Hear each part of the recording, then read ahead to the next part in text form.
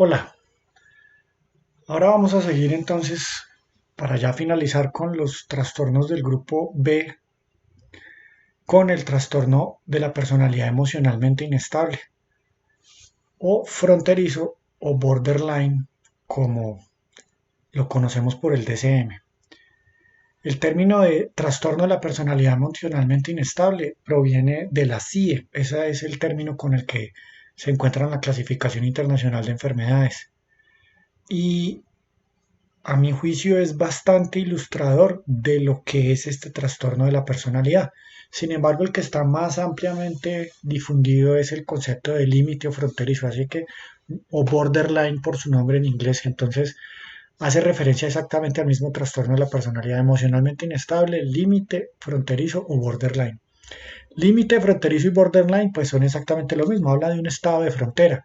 Lo que pasa es que muy pocas personas aclaran exactamente a qué fronteras a la que se refieren. Y ahí sí, gústele a quien le guste o disgústele a quien le guste, el origen del término es totalmente psicodinámico. Eh, en la teoría psicodinámica hay dos posibilidades y es que están, por un lado, la neurosis de ansiedad, la neurosis depresiva, la neurosis obsesiva, y que por otro lado estarían las psicosis, que serían las alteraciones de la verificación de la realidad. ¿Qué ocurre con las personas fronterizas? Pues precisamente están en esa frontera entre lo neurótico y lo psicótico. Hay momentos en donde se ven claramente neuróticos, neurosis depresiva, neurosis ansiosas, muchas variaciones en el estado del ánimo, que sería pues la mayor parte del cuadro clínico, y ocasionalmente hacen incursiones psicóticas, es decir, por momentos las cosas que dicen son claramente una alteración de la verificación de la realidad, no son delirios extravagantes, o sea, no tienen delirios de inserción, robo y transmisión del pensamiento como si veríamos en una psicosis como tal, sino son es un término que utilizamos en psiquiatría que son micropsicosis. Entonces, muchas veces son cuestiones más bien de celotipias, entonces mi pareja tiene otras y va y se mira y no, realmente no, pero se lo creen por momentos y lo afirman como si fuera totalmente cierto y no es, no, yo sospecho que mi pareja me está poniendo los cachos, sino que lo afirman y es tal y se lo imaginan y luego le dicen, no, no, no, no, no, no, nada de eso era cierto.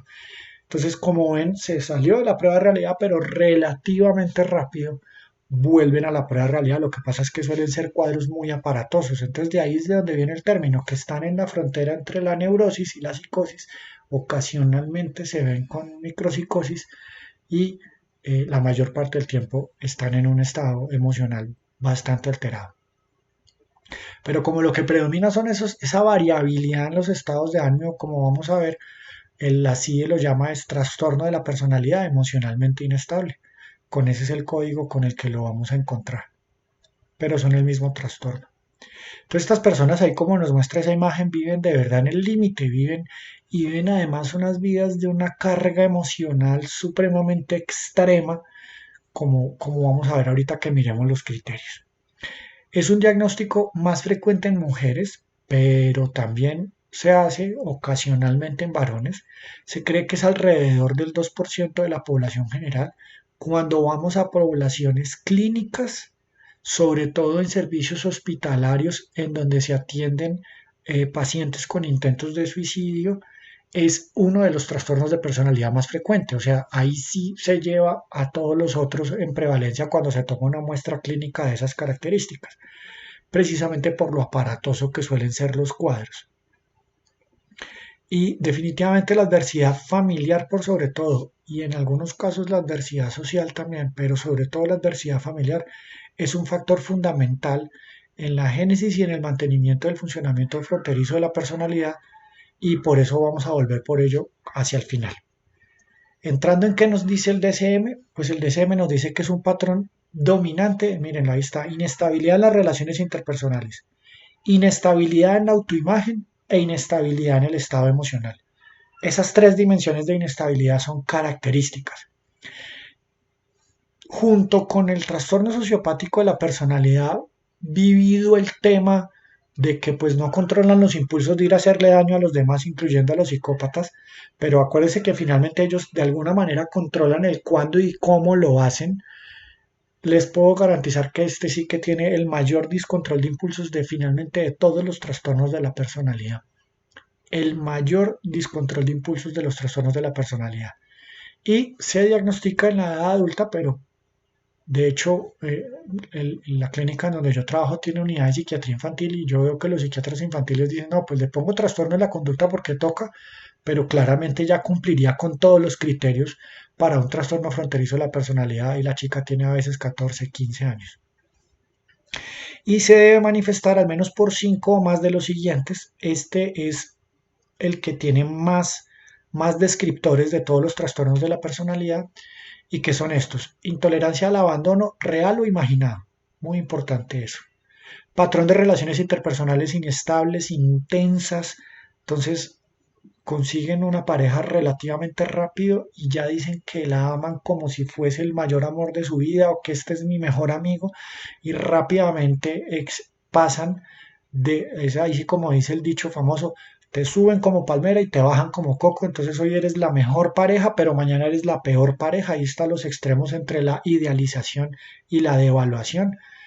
En mecanismos de defensa, en psicodinamia quiere decir que utilizan mucho un mecanismo de defensa que se llama la escisión.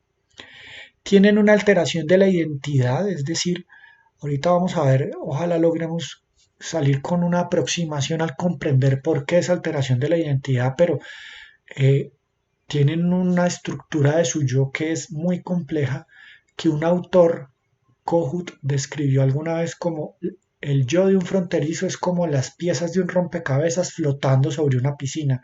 Usted ve fragmentos de un yo, pero usted no ve un yo integrado, no ve una constancia, y eso sí que lo vamos a ver en temas conductuales.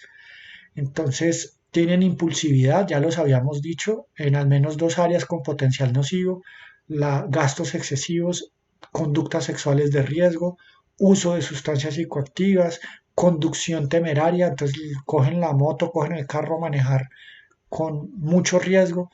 Pueden tener alteraciones de la conducta alimentaria, tipo atracón. Recuerden que un atracón es un consumo excesivo y súbito de una gran cantidad de alimentos. Tienen comportamientos, actitudes o amenazas recurrentes de suicidio o comportamiento autolesivo.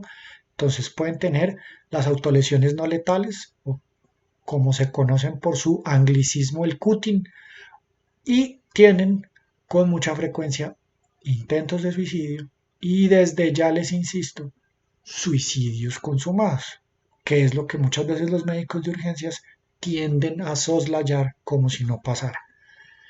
Tienen mucha inestabilidad emocional, de hecho acuérdense que una de las formas de llamarlo es trastorno de la personalidad emocionalmente inestable, debido a una gran reactividad del estado del ánimo, entonces pasan de episodios de disforia cuando estemos en las clases de semiología y vamos a ver, la disforia es un estado de ánimo predominantemente triste pero que tiene grandes matices de ira o de ansiedad, entonces es un revuelto entre una hipotimia y algunas de las hipertimias, irritabilidad, ansiedad que puede durar horas y que no cumpliría claramente con los criterios para un trastorno del estado del ánimo porque no suelen cumplir el criterio de episodio.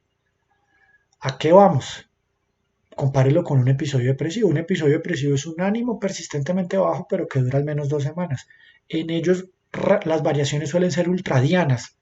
Entonces, mucha gente lo compara con el trastorno bipolar por esa variabilidad de estado del ánimo, pero es definitivamente un trastorno bipolar, no es un trastorno de la personalidad emocionalmente inestable.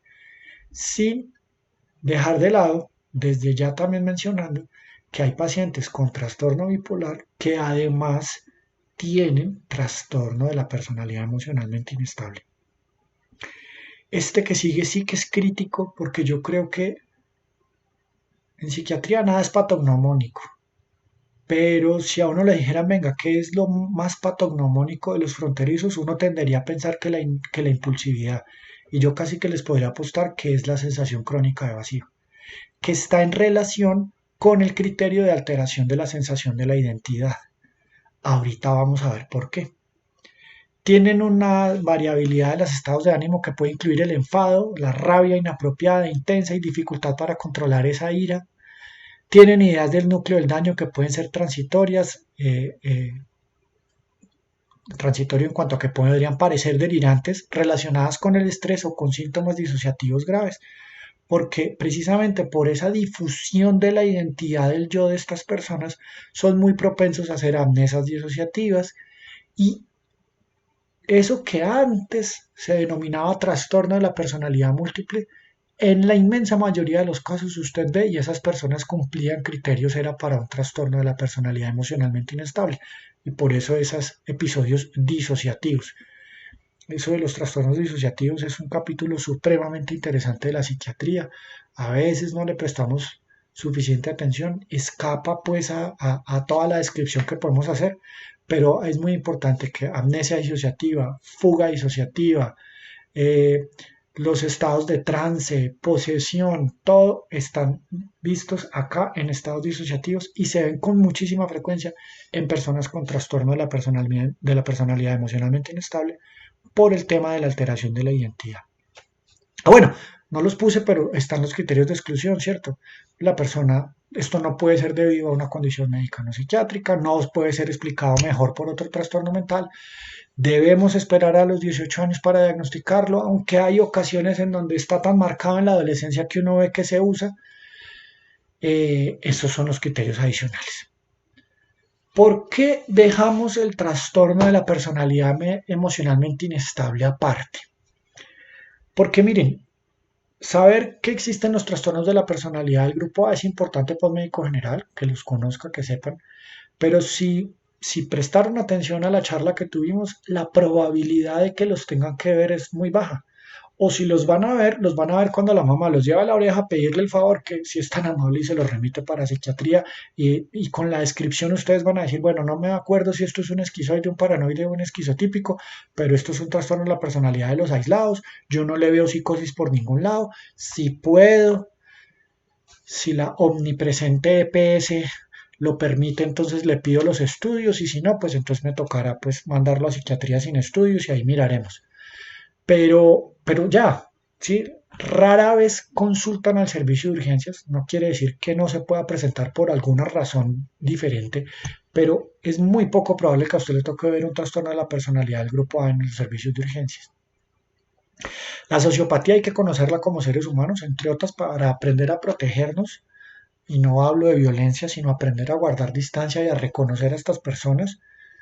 Leer un psicópata pues es muy difícil, engañan a cualquiera, han engañado hasta psiquiatras, pero saber que la psicopatía existe y saber que eso hace parte de las múltiples dimensiones del ser humano y que hay que trabajarla es importante, pero también de nuevo es poco probable que le toquen en el servicio de urgencias, aunque uno en los servicios de urgencias pues sí atiende a muchos sociópatas, y ahí lo vemos, el tubo de tórax, ellos llegan pidiéndolo y ellos ya saben que es un tubo de tórax, hasta se lo piden a uno, el tubo de tórax de frente, en fin, pero usted no lo va a tener que atender por la sociopatía, usted lo tendrá que atender por los traumas, etcétera.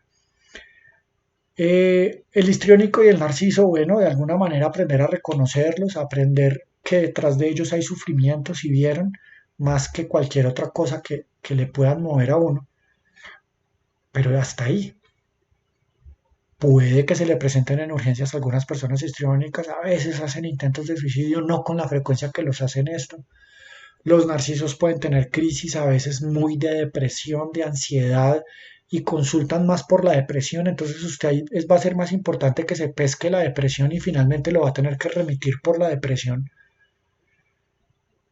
pero la persona que lo va a intervenir sin duda tiene que ser del área de salud mental. En cambio, este trastorno de la personalidad, el médico general que trabaja en consulta externa, que trabaje en atención ambulatoria, que trabaje en atención hospitalaria, que trabaje en urgencias y que no lo conozca, va a terminar metido en múltiples problemas. Y se ve con muchísima frecuencia.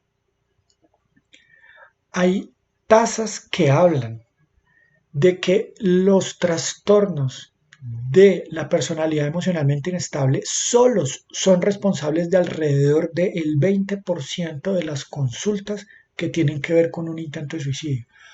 O sea, solitos podrían representar casi un cuarto de la totalidad de la muestra de un intento de suicidio. Entonces, lo van a ver en los servicios de urgencias innegablemente. Hay que prestarles atención.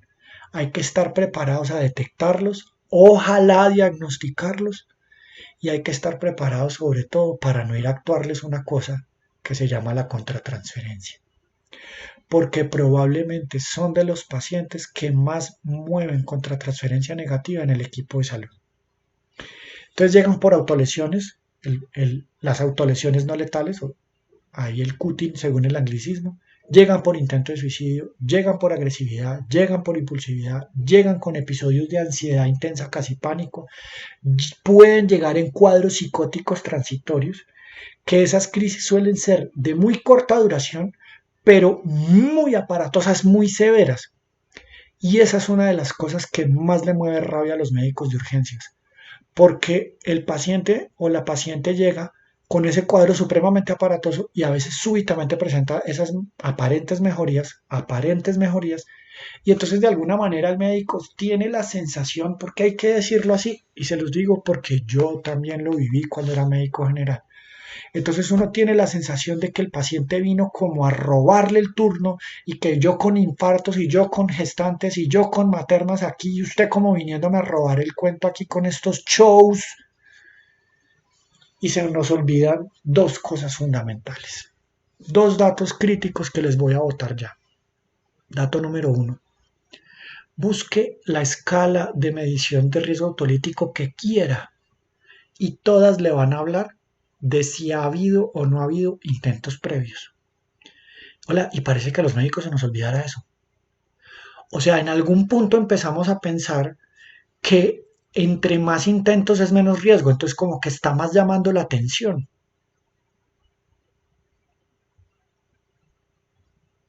Cuando por Dios, hay una frase que también me dijo Rolando Vergels alguna vez cuando estaba pasando ronda en lo que en esa época era la unidad de cuidado especial y yo era médico general de urgencias en psiquiatría.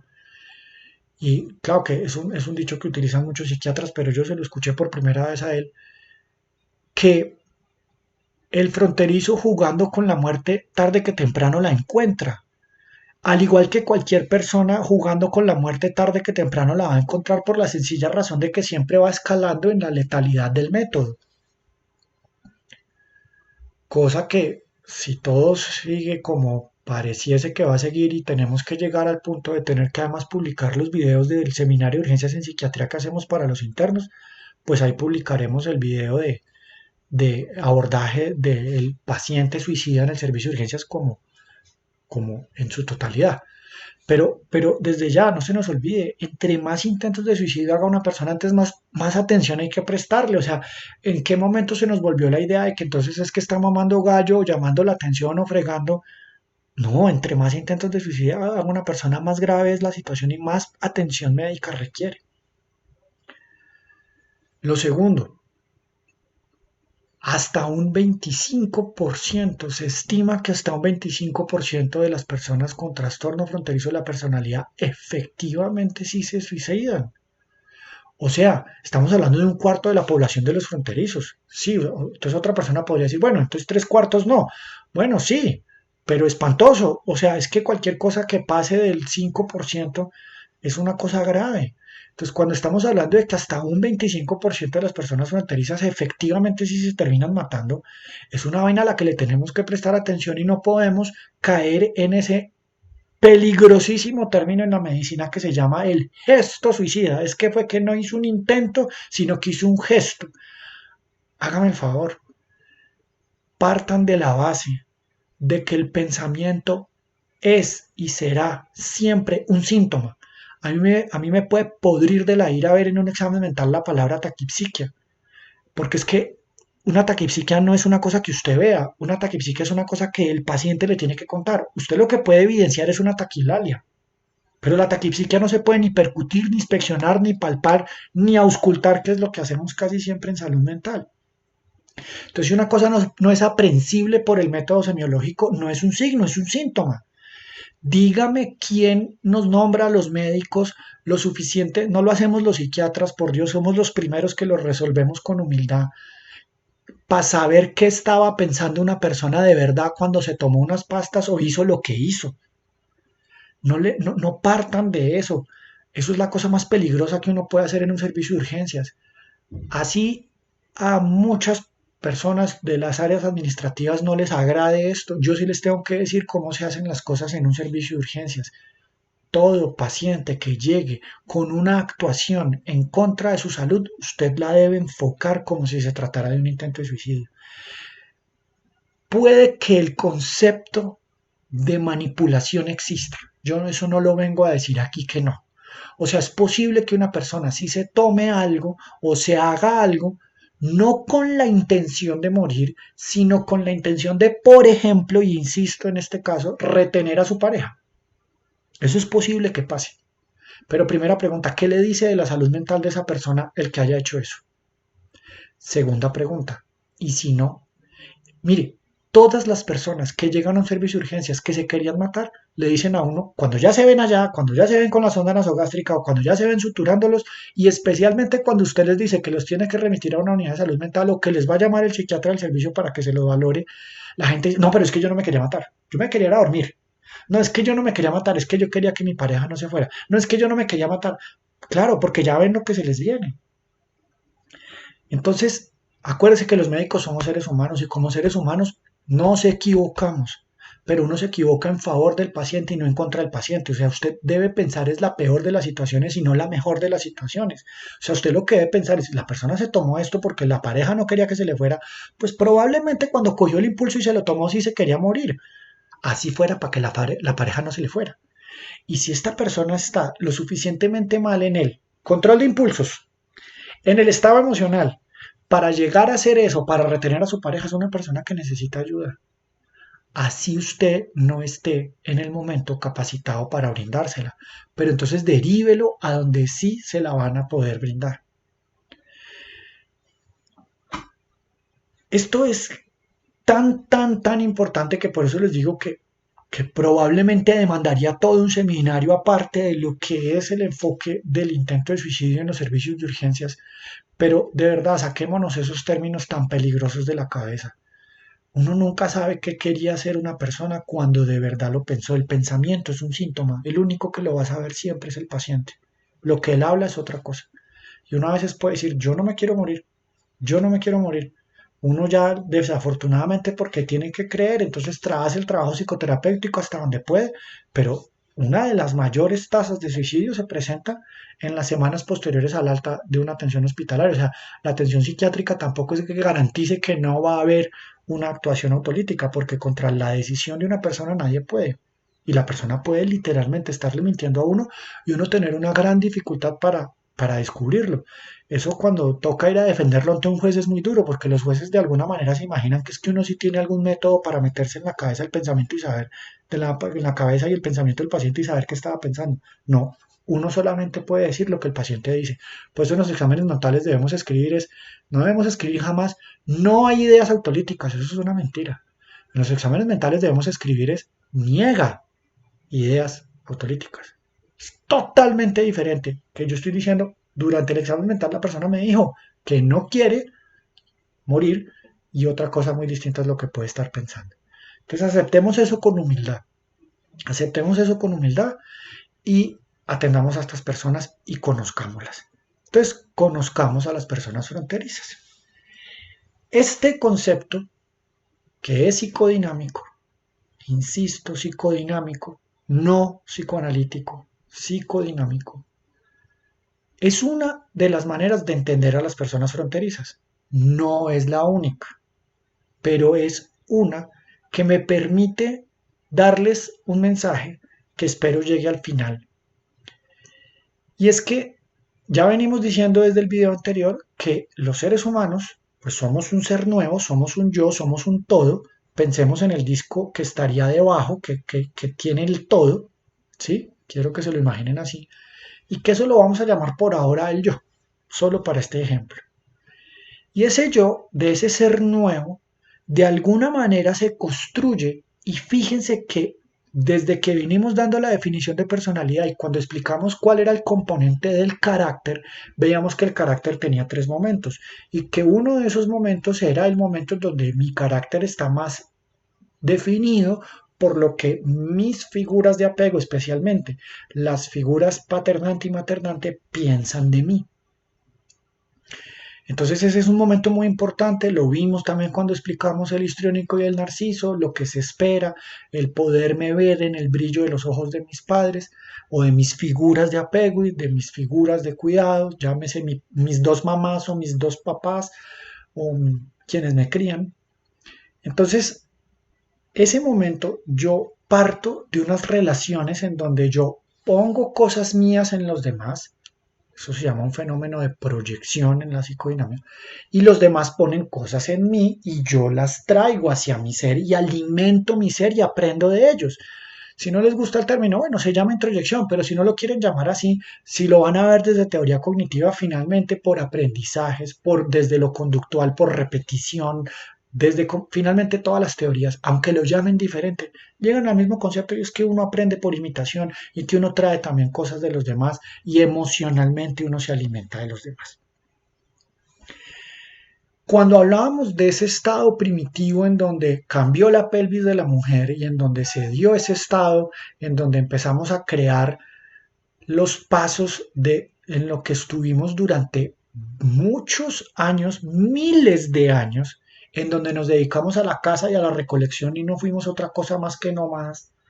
Yo siempre invito a los residentes de psiquiatría a que se aproximen a medio esto a través de un libro que ya está muy viejo, pero que sigue muy vigente en la inmensa mayoría de sus conceptos, que es el mono desnudo de Desmond Morris.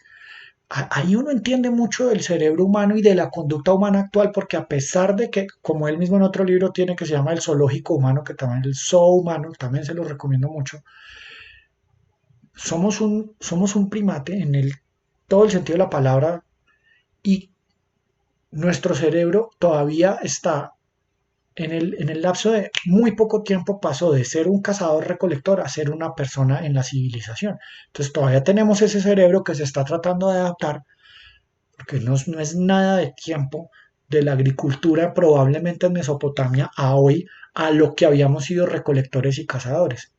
Entonces esas cosas todavía están ahí en nuestro cerebro. Y de ese cerebro que les estoy hablando, de la figura paternante, se espera que sea el protector. Insisto, la figura paternante también la puede jugar una mujer, pero se espera que sea el protector. ¿Cuál protector? Pues ubiquémonos allá y pongámosle un poquito de metáfora al asunto, imaginémonos en la caverna. Él es el que está parado allá con los brazos así horcajadas o con la lanza en la mano, defendiéndonos de la oscuridad y de los depredadores que estaban allá afuera de la caverna. Por lo tanto, en esa diada entre el niño o la niña y la mamá, él como que no es una figura muy presente, está ahí, pero está para protegiendo. Y cuando uno entiende eso psicodinámicamente y volvemos ojalá al concepto de escuela de padres, la figura paternante debe favorecer el vínculo entre la madre y el niño. Eso es una de las cosas fundamentales que debe hacer. Y eso lo hace con cuidado y con buen trato con su pareja, ¿no? Cuando estamos hablando de una pareja heterosexual o de cualquier otro tipo de pareja homosexual. Entonces, él hace esa figura ahí, protege. Eso es lo que debería hacer, es lo que se esperaría biológicamente hablando. Y luego en la medida en la que ya el niño crece y la niña crece, entonces también empieza a jugar un rol ya más activo, más en la crianza, etc. Cuando hablamos de la figura maternante también brinda protección, pero brinda una protección diferente. Brinda una protección desde el abrazo, desde el mimo, desde el beso y en ocasiones cuando toca también desde la agresión. Hablábamos de que a cualquier mujer mentalmente sana se le sale lo sociópata que puede llevar adentro, se le salen los caninos si le agreden a un hijo que a sus hijos. Entonces, la mamá no solo protege físicamente, sino que además tiene una cosa maravillosa cuando ahí sí hablamos de la lactancia, y es que además protege contra la cosa más destructiva que tiene la imaginación del niño en ese momento, que es el hambre. Recuerden que cuando uno está viendo un niño sano, una de las cosas que le enseñan a decirle a los papás que están de primera vez es, mira, si el niño no se despierte cada 2 horas, hay que despertarlo y ponerlo al pecho porque si no le puede dar una hipoglicemia y se puede morir. O sea, el hambre es una sensación supremamente desagradable porque está diseñada para activarlo a uno para que coma para poder sobrevivir. Y volvemos al tema de por qué se da esto y es porque somos la cría más vulnerable de la naturaleza. Necesitamos profundamente de nuestros padres, necesitamos profundamente de nuestras figuras paternantes, necesitamos profundamente de nuestras figuras maternantes, al menos en la etapa inicial. Ese es el rol que esperaría. Entonces uno de la mamá esperaría como introyectar esa bondad, esa capacidad de alimento, ese holding, ese handling que llaman tantos autores, y de la figura paternante esa capacidad de disciplina, de orden, de puntualidad, de la capacidad de la protección física como tal. Insisto que esto da para hombre, hombre, mujer, mujer, una sola mujer, un solo hombre, etcétera. Ese sería como el tema muy a grandes rasgos y saltándome un montón de cosas, pero para hacer esto didáctico, de lo que se esperaría en el desarrollo normal de ese concepto de familia primitiva que tenemos ahí en el cerebro primate. ¿Qué pasa con las personas fronterizas? La inmensa mayoría de las personas fronterizas tienen una historia vital que es más o menos la siguiente. Esa figura paternante que se suponía que estaba ahí afuera en la caverna, y miren la que de alguna manera era como allá distante en un primer momento y luego sí puede ser que aquí más cerca, pero protegiendo esa diada entre la mamá y el bebé. En las personas fronterizas suele ser una figura seductora que si se acuerdan era el tope o estaba muy cerca de la línea roja del lado histriónico y en muchos casos es abusador sexual.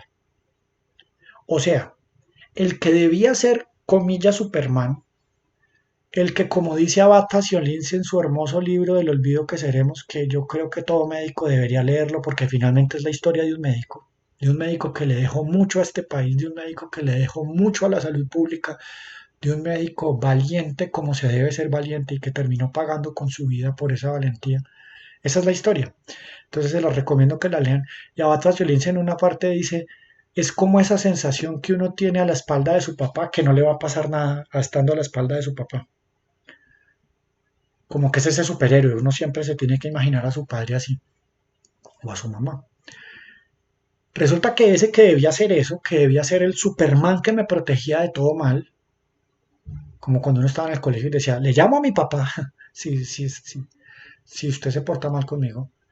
En lugar de estar ahí protegiéndome, en lugar de ser ahí como, llamémoslo, el policía, el soldado, el héroe que estaba para protegernos, pues viene y me abusa. Terrible.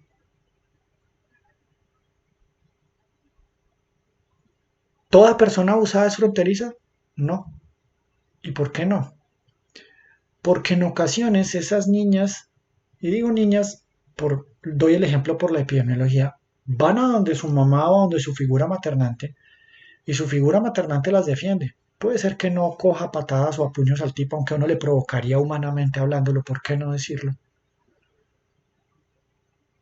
Pero es inteligente y coge su china, coge sus chiros y sale y se larga y lo denuncia al criminal, casi psicópata que es la persona que hace eso. Pero resulta que en las personas fronterizas, muchas veces, su mamá es fronteriza, por lo tanto tenía una gran sensación de vacío, por lo tanto ese vacío lo ha tratado de llenar con parejas. Muchas veces el que agredió sexualmente a la niña no era su padre biológico, sino un padrastro que hacía las veces de figura paternante o a veces el padre biológico. Y la mamá, en medio de todo ese universo de distorsiones, en medio de su propio sufrimiento, termina con una frase que tristemente oímos y es, yo no creo que él haga eso. Y no le cree y no la defiende. Entonces, si volvemos a esta diapositiva entendemos algo. Digamos que si aceptamos esa estructura, pues el yo de estas personas tiene dos grandes huecos porque no tuvo nada que introyectar de su figura paternante, que se comportó como un monstruo. A veces decimos, no, es que como un animal, no, los animales no hacen eso, eso lo hacen son los monstruos. Entonces, como un monstruo se comportó y su mamá no entró a jugar esa figura de protección, sino que dejó las cosas, no prestó atención, no creyó, no se enteraron, etcétera. Y entonces, ¿qué tiene para introyectar en ese yo? Pues muy poco o nada. Y ahí entendemos el fenómeno cardinal del trastorno fronterizo de la personalidad, que es la sensación crónica de vacío. De alguna manera yo me construyo mi yo sobre la base del yo de mis padres. Por eso ese dicho que creo que es bíblico, tan hermoso cuando el padre le dice al niño, cuidado por donde pisas, y el niño le dice, no, cuidado donde pisas tú porque yo voy detrás de ti. Cuidado donde pisas tú, papá, cuidado donde pisas tú, mamá, porque es que yo voy detrás tuyo. Ahí lo entendemos, uno se construye sobre el ejemplo de sus padres, uno se construye sobre lo que uno integra de sus padres. Y vuelvo y les insisto, hay muchos términos no psicodinámicos para referirse a ese proceso. O sea, eso es una vaina que finalmente sí hemos demostrado. Uno se construye sobre sus figuras de apego. ¿Qué le ocurre a estas personas? Pues que tienen una sensación crónica de vacío. Ahora, ¿la agresión sexual es la única forma de terminar fronterizos? No, obviamente el abandono también es otra forma de terminar fronterizos. Por eso las tasas de funcionamiento fronterizo, no necesariamente de trastorno, pero sí el funcionamiento fronterizo de la personalidad en los hogares sustitutos, en los centros de recepción de menores, en las fundaciones, es muy alto, porque claro, hay abandono, hay maltrato, entonces hay una sensación crónica de vacío. Yo no me formo una identidad. Y entonces esa identidad termina siendo que yo necesite constantemente de alguien para poder tratar de llenar esta sensación de vacío. Y si no lo lleno con alguien, entonces lo trato de llenar con experiencias. Entonces experimento con las drogas, experimento con los deportes extremos, experimento con mi vida a ver qué es lo que pasa. Y a pesar de que ellos hacen y deshacen todo lo que usted se pueda imaginar en la vida, el fronterizo siempre le sigue diciendo a uno, y no me llena nada, son como un barril sin fondo, porque no pueden llenar con nada de afuera lo que debieron llenar por dentro. Entonces usted ve, y aquí entra la mnemotecnia, ¿qué es lo que buscan de los demás? Ellos buscan como una muleta para su yo, o como un pegante que coge esas piezas del rompecabezas que hablábamos y que las trate de pegar y de formar algo ahí y de sostenerlo, pero usted ve que la persona fronteriza la sostiene una pareja solo un tiempo y que al tiempo en donde la pareja se termina cansando de sus extremos emocionales, se termina cansando a toda hora de su suspicacia de tú me vas a engañar, tú me vas a engañar, la profecía que se autocumple, ¿no? Entonces, tú me vas a dejar, no, yo no te voy a dejar. Tú me vas a dejar, no, yo no te voy a dejar. Tú me vas a dejar, no, yo no te voy a dejar. Tú me vas a dejar, ay, sí, la dejo porque ya me mamó. Entonces sale y se va y entonces, claro, efectivamente, sí ve que sí me iba a dejar.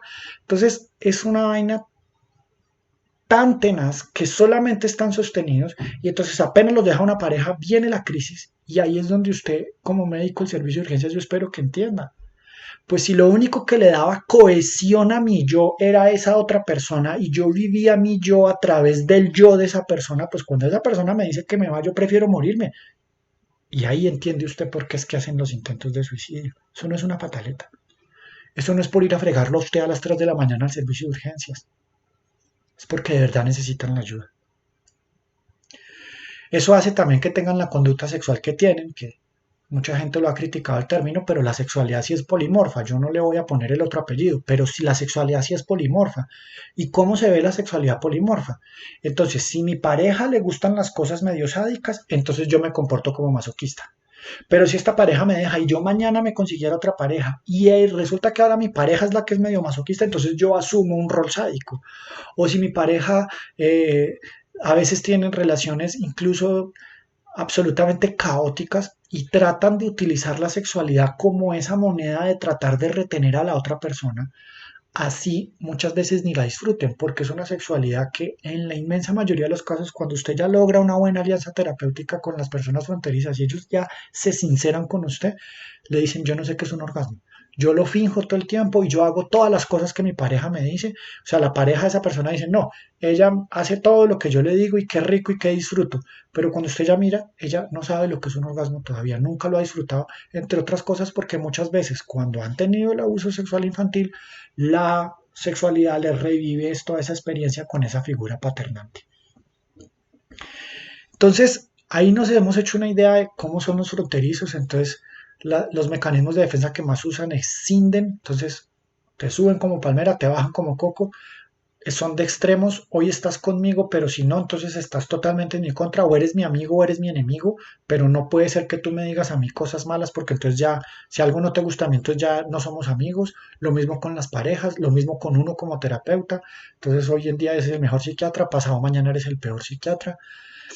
Escinden, proyectan, nunca nada lo pueden asumir que fueron ellos, sino todo el tiempo, no, yo hice eso, pero porque la otra persona lo dijo. Tienen en medio de esa capacidad de proyección una habilidad pero genial, una habilidad que uno no a veces se aterra de indisponer al equipo de salud. Entonces, normalmente cuando usted ve dos enfermeras, dos enfermeros de un servicio peleando, busque por ahí que ahí debe estar un paciente fronterizo hospitalizado y les ha llevado y les ha traído hasta... Y eso es lo que mueve generando esas emociones en los demás. Entonces, estos pacientes de todos los pacientes que se ven en salud, suelen ser de los que más generan contratransferencia negativa. Y uno muchas veces oye, uy, no, yo le veo lo que quiera, pero no, que no me pongan a ver un fronterizo. Y uno se pregunta, bueno, y entonces, a veces hay un dicho por ahí que dice, cuidado con lo que odias, porque muchas veces lo que uno odia es lo que uno más es.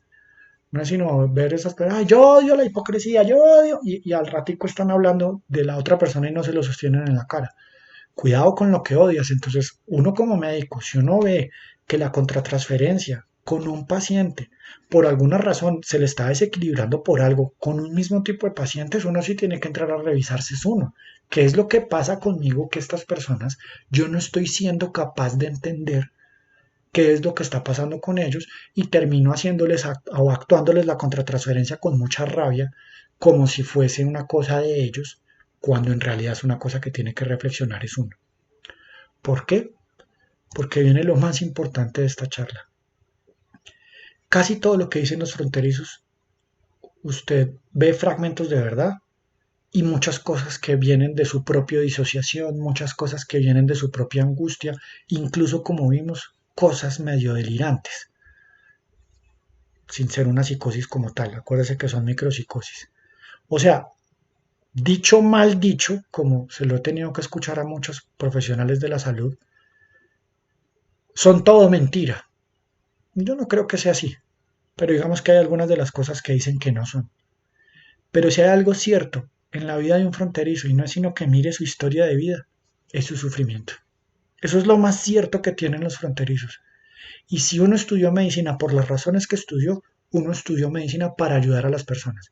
¿Y cómo se ayuda a las personas? Pues si usted quiere ayudar a muchas personas, sea un político y sea un político honesto, porque ahí sí que va a ayudar a muchas personas. Pero los médicos no podemos ayudar a la gente con sus problemas de vivienda, ni con sus problemas económicos, ni con sus problemas de educación, que sí se los podría resolver un político. Si usted decidió ser médico, es porque usted con lo que ayuda a la gente es a aliviar su sufrimiento. Entonces no se le olvide eso la próxima vez que le llegue un fronterizo a su servicio, porque precisamente ellos son las personas que probablemente más sufren y es lo más cierto que tienen en su vida, su sufrimiento. Muchas gracias.